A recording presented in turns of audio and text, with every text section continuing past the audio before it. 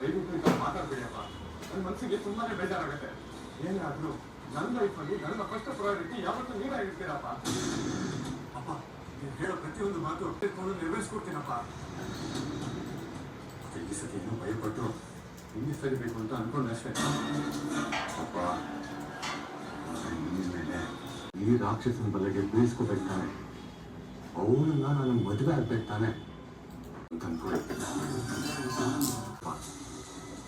ಆ ರಕ್ಷಣೆ ಮೇಲೆ ಈ ಶ್ರೀಕಂಠ ಪ್ರೀತಿಯನ್ನು ದಾರದಲ್ಲಿ ಬಂಧಿಸಿ ಮಗು ಇದ್ದರೆ ಆಡಿಸ್ತಾನೆ.